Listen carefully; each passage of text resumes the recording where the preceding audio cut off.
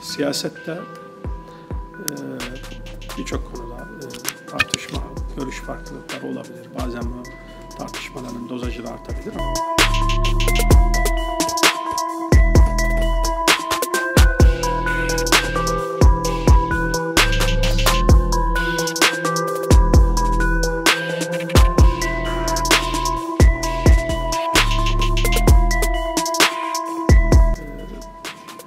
organize suç örgütü liderinden para aldığı iddia edilen bir siyasetçi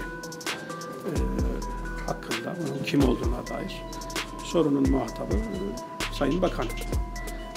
Fakat sorunun cevabını benden bekliyor muhatabı, ben değilim sorunun. Bu cevabı benden alamadım.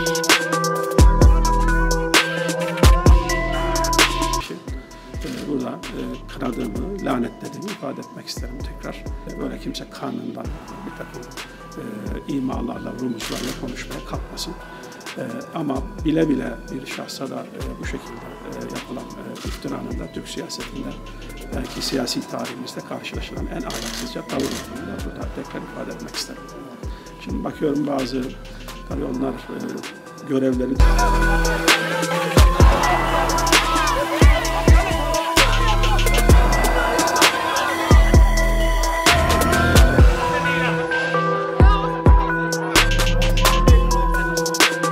kadar giden temelleri, hatta 20. yüzyılın başlarına kadar giden bir konu Filistin meselesi. İslam İşbirliği Teşkilatı başta olmak üzere birçok kuruluş da Filistin meselesi gündemli olarak ortaya çıkmış, kurulmuştur. Mesafeler alındı, Filistin devletinin ilanı gerçekleşti. Fakat bu konuda daha kalıcı Filistin devletinin kurumsallaşmasını ve tanınırlığını arttıracak çalışmalar, adımlar yürütülmeli. Ayrıca İsrail'in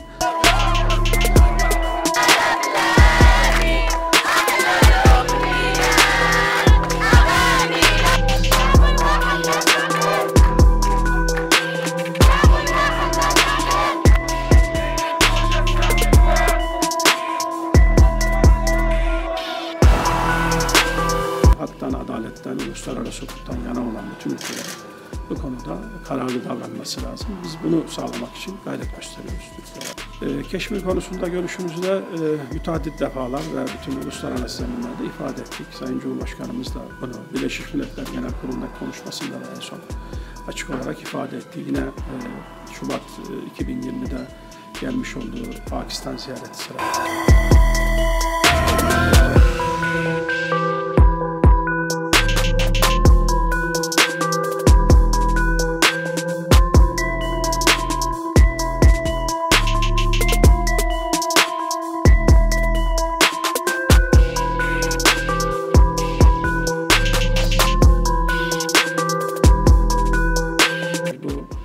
Müslümanlıkla değil, insanlıkla da bağdaşmayacak bir davranıştır.